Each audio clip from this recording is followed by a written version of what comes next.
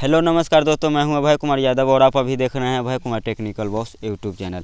ठीक है, तो बहुत बड़ा अप टू डेट आया हुआ है कि अगर आप अभी भी अगर आप किसी से ज़मीन खरीद रहे हैं, खरीद बिक्री अगर कर रहे हैं, चाहे आप पहले भी किसी से ज़मीन खरीदे हुए हैं और अभी अगर मान के चलिए लिखवाए नहीं है तो आपको पूरा वीडियो देखना ज़रूरी है। कहला कि ये प्रॉपर्टी रजिस्ट्री से लेकर बहुत बड़ा अप टू डेट आया हुआ है, ज़मीन रजिस्ट्री से लेकर। ठीक है, जो आपको पूरा देखना है, आपको कैसे अब रजिस्ट्री करवाना है, अब आपको ज़मीन को रजिस्ट्री कैसे करवाना है। अगर ये पूरा वीडियो नहीं देखते हैं और इस बदलाव जो हुआ है, इस बदलाव के हिसाब से अगर आप अपना ज़मीन का रजिस्ट्री अगर नहीं करवाते हैं तो आपका हो सकता है ज़मीन वहाँ रजिस्ट्री करवा लीजिएगा, के वाला भी मिल जाएगा और दाखिल खारिज नहीं होगा, आपका दाखिल खारिज वाला मामला पेंडिंग में फंस जाएगा। इसलिए आपको तो हम कितना वीडियो में भी न बता दिए हैं कि अगर आप ज़मीन खरीद बिक्री करते हैं तो ज़मीन से रिलेटेड कोई भी रजिस्ट्री से लेकर कोई अगर नियम लागू होता है तो वो आपको पूरा देखना ज़रूरी है। और हो सकता है कि चाहे आप ज़मीन खरीद भी लिए हैं, आपका दाखिल खारिज नहीं हो रहा है, तो ये पूरा वीडियो देखना ज़रूरी है। क्यों कि इसमें आपको पता भी चल जाएगा कि आखिर आपका ज़मीन का दाखिल खारिज किस लिए नहीं हो रहा है। कहीं ऐसा तो नहीं है कोई कारण है। इसके ऊपर पहले भी हम बहुत सारा वीडियो भी बना दिए हुए हैं कि ज़मीन दाखिल खारिज नहीं होने का कारण क्या क्या कारण है, वो हम जाकर देख लीजिएगा। बहुत सारा वीडियो बनाया है कि ज़मीन का दाखिल खारिज नहीं हो रहा है तो उसका कारण क्या है, तो वो कारण भी बता दिए हुए हैं। जिसके बाद अगर वहाँ से कोई अप टू डेट आता है, चाहे सुप्रीम कोर्ट का आदेश आया तब, चाहे दिलीप जायसवाल जी ज़मीन विभाग के इधर से कोई अप टू डेट आता है, नियम लागू हो रहा है, चाहे चेंज होता है, तो हम आपको बता देते हैं कि आखिर उस नियम से आपको बचना कैसे है। ठीक है, तो चलिए अब ज़्यादा टाइम वेस्ट नहीं करते हुए फटाफट आखिर अप टू डेट के बारे में हमको बताते हैं कि आखिर अप टू डेट क्या है। ठीक है, और इसके अलावा ज़मीन से रिलेटेड कोई भी कागज़ अगर आपको डाउनलोड करना होगा तो उसका पूरा लिंक डिस्क्रिप्शन में डाल दिए हुए हैं। ठीक है, वीडियो के डिस्क्रिप्शन में लिंक डाल दिए हुए हैं, जहाँ से ज़मीन का जितना भी कागज़ होता है, जितना ज़मीन का डॉक्यूमेंट्स होता है, वो सब अपना मोबाइल से निकाल लीजिएगा। ठीक है, इसके अलावा अगर आप अपना ज़मीन का सर्वे करवाना चाहते हैं, सर्वे के लिए अप्लाई करना चाहते हैं, तो जाइए, मेरा टेलीग्राम और व्हाट्सएप का चैनल का लिंक डिस्क्रिप्शन में है। दोनों पर मिल जाएगा फॉर्म, जिसके फॉर्म के माध्यम से आप अप्लाई कर सकते हैं। भरने उड़ने के बारे में भी हम बताए हुए हैं, पीछे जाकर और वीडियो से चेक कर लीजिएगा, ज़मीन से रिलेटेड आपको प्रॉपर वीडियो मिल जाएगा। ठीक है, समझ गए। जिसके बाद आप फटाफट अब अप टू डेट का क्या आया हुआ है वो हम आपको बताते हैं। प्रॉपर्टी खरीदते समय रखें इन बातों का ध्यान में, नहीं तो हो सकता है भारी नुकसान। बात समझ गए। अगर आप ज़मीन खरीदते समय क्या क्या चीज़ के ध्यान रखना है, ये चीज़ प्रॉपर हम इस अप टू डेट के माध्यम से बताते हैं। इसके अलावा अगर इसमें कुछ बदलाव होगा तो उसके लिए हम आपको बताएंगे कि अब बदलाव हुआ है, उसमें आपको करना क्या है। ठीक है, वर्तमान समय में संपत्ति को खरीदने एवं बेचने का निर्णय बहुत ही सोच समझ कर लेना चाहिए, क्योंकि यह एक प्रकार का महत्वपूर्ण वित्तीय लेन देन होता है और ऐसे में धोखाधड़ी का मामला लगातार बढ़ते हुए देखा जा रहा है।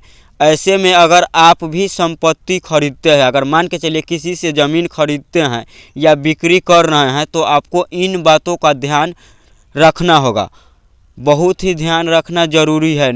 नहीं तो ऐसा हो सकता है कि आपका ज़मीन का जो है, ज़मीन आप खरीद लीजिए, आपका दाखिले खारिज ना हो। बात समझ रहे हैं ना। तो पूरा अप टू डेट हम आपको बताते हैं, अप टू डेट के माध्यम से समझ रहिए। रखना होगा बहुत ही ज़रूरी जताते हुए, यह प्रॉपर्टी डॉक्यूमेंट को खरीदते और बेचने के लिए आवश्यक डॉक्यूमेंट को बारे में बात करते हुए हम इस लेख में आपको कुछ महत्वपूर्ण बात बताने वाले हैं, जिसमें आपको भविष्य में कोई भी परेशानी का सामना नहीं करना पड़ेगा। जानिए, प्रॉपर्टी की डॉक्यूमेंट को खरीदने और बेचने के लिए आवश्यक डॉक्यूमेंट के बारे में हम पूरी जानकारी विस्तार से सभी फाइल की पुष्टि करेंगे, मतलब बताएंगे कि कौन कौन डॉक्यूमेंट्स आपको चेक करना है। आप सभी को बता दें कि रजिस्ट्री, खेतौनी, टाइटल और डीड और एनओसी, सेल डीड और संपत्ति टैक्स और रसीद को पुष्टि करने बहुत ही महत्वपूर्ण है। क्या क्या चीज़ देखिए, क्या क्या चीज़ आप ज़मीन खरीदने वक्त आपको क्या क्या चीज़ को ध्यान देना है। ठीक है, खेतौनी टाइटल हो गया, डीड हो गया, एगो डीड होता है, ठीक है, डीड हो गया, और एनओसी हो गया, और सेल डीड हो गया, या संपत्ति टैक्स की रसीद हो गया, वो रसीद भी होना जरूरी है, ठीक है। रसीद ही महत्वपूर्ण है ताकि बाद में कोई बात न खड़ा कर सके, यह डॉक्यूमेंट सही और वास्तविक होना चाहिए।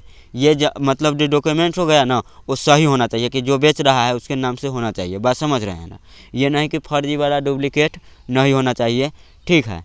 और इसके अलावा, ठीक, इन डॉक्यूमेंट्स के आपको ध्यान देना है। और इसके अलावा जैसे में अगर आप ज़मीन का जो ऑनलाइन अगर चाहते हैं रजिस्ट्री के काम करवाना, तो उसके लिए हम वीडियो बना दिए हुए हैं कि आप यहाँ से ऑनलाइन ज़मीन का रजिस्ट्री भी आप करवा सकते हैं, ठीक है।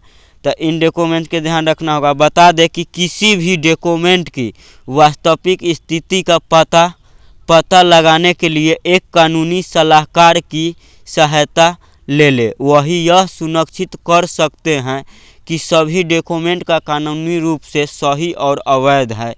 तो ये चेक करने के लिए आपको कैसे पता चलेगा, बात समझ रहे हैं। तो उसका खतियान जो होगा ना, खतियान कैसे निकालिएगा वो भी हम बता दिए हैं। जाइए ज़मीन का सभी कागज़ कैसे निकाले, ज़मीन का सभी कागज़ कैसे निकाले उसका प्ले लिस्ट है, ठीक है, प्ले लिस्ट है। उस प्ले लिस्ट में जाइएगा तो ज़मीन से लेकर जितना भी कागज़ होता है वो सब आप निकाल लीजिएगा। ये सेल डीड जितना की भी डॉक्यूमेंट्स इसमें बोला है ना, वो सब कुछ आप निकाल लीजिएगा, ठीक है। मोबाइल से कहीं भी जाने की ज़रूरत नहीं होगा, अपना मोबाइल से निकाल लीजिएगा, ठीक। निकालने में कोई दिक्कत नहीं होगा। अगर आपका नहीं होगा तो ये सब निकाल के आप वहाँ पर पेश कर दीजिएगा, कोई बड़का भारी बात नहीं है, ठीक। बता दें कि किसी डॉक्यूमेंट वास्तविक रूप से पता लगाने के लिए एक कानूनी सलाहकार से सहायता ले ले। वही अगर किसी से सहायता लेने जाते हैं, अगर किसी से अगर जांच करवाने अगर जाते होते हैं, तो उस पर पैसा खर्चा आपको होता है। इसलिए हम आपको कहे हैं कि आप मोबाइल से पता लगा सकते हैं कि सचमुच उसका रसीद कब तक के कटा हुआ है, उसका कितना बकाया है, कितना दिन का रसीद काट लिया हुआ है ज़मीन के, कितना दिन का बकाया है, ये भी आप चेक कर सकते हैं। उसका चालान रसीद हो गया, रजिस्ट्री 2 हो गया, खतियान हो गया, टोटल चीज़ आप निकाल लीजिएगा। उसके लिए हम क्या किए हैं, आप अपना मोबाइल से निकाल लीजिएगा। उसके लिए प्ले लिस्ट में हम प्ले लिस्ट का इस वीडियो में डिस्क्रिप्शन डाल दिए हुए हैं, उसमें जाइएगा तो ज़मीन से लेकर जितना भी आप ब्लॉक में जितना मैटर सॉल्व करते हैं, उतना मैटर आप मोबाइल से घर बैठे बैठे आप उतना डॉक्यूमेंट्स निकाल लीजिएगा, सॉल्व कर लीजिएगा, समझ गए। प्रॉपर्टी का स्वामित्व सही जांच ले। बता दें कि प्रॉपर्टी बेचने का अधिकार असली मालिक को ही दे। वही स्वामित्व डॉक्यूमेंट्स के ध्यानपूर्वक देखिए। यहाँ हो गया इसका पावर बैटिक थोड़ा डाउन बता रहा है। साक्षात्कार और गवाह की ज़रूरत, ठीक। वहीं लेन देन के समय दोनों पक्षों के बीच साक्षात्कार और गवाह होना चाहिए। महत्वपूर्ण डॉक्यूमेंट में यह संपत्ति खरीदना है। और बता दें कि यह भविष्य में विवादों को रोक सकता है। फैसले लेने से सावधानी बरतें। आप सभी को बता दें कि पैसे का लेन देन पूरी तरह से कानूनी तरीके से बैंक ट्रांजैक्शन के माध्यम से करें।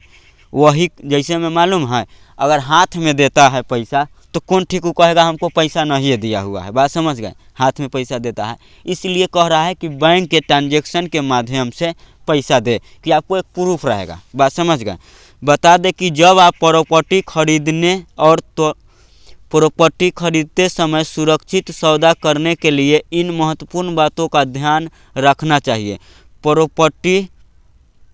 इन बातों को रखें विशेष रूप से ध्यान। आप सभी को बता दें कि प्रॉपर्टी खरीदते समय कुछ महत्वपूर्ण बातों का ध्यान रखना बहुत ज़रूरी है, ताकि आप सभी लोग के भविष्य में किसी भी तरह के धोखाधड़ी से बच सके। बता दें कि यदि आप प्रॉपर्टी बेचने वाले व्यक्ति आपको रजिस्ट्री, खेतौनी, नक्शा और अन्य आवश्यक डॉक्यूमेंट्स दिखाने से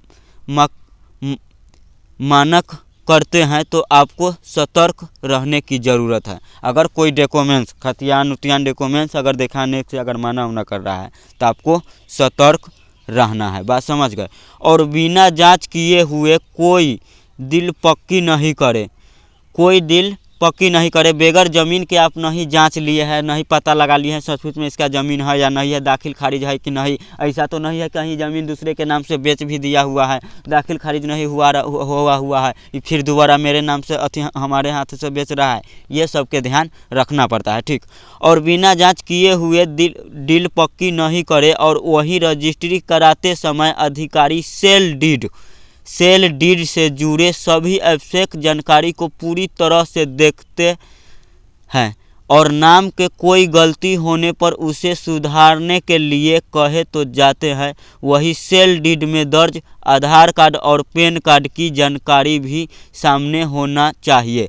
यदि आप इनमें भिन्नता देखते हैं तो इससे बिल्कुल नज़रअंदाज न करें। बात समझ गए, ठीक है। तो मेरे ख्याल से वीडियो आपको समझ में आ गया होगा। अगर वीडियो समझने में कहीं दिक्कत हुआ होगा तो आप कमेंट जरूर करिएगा, उसके ऊपर हम आपको रिप्लाई दे देंगे, ठीक है। तो आज के लिए हम विदा लेते हैं, फिर मिलेंगे कोई दूसरे वीडियो में। जब तक के लिए जय हिंद, जय भारत।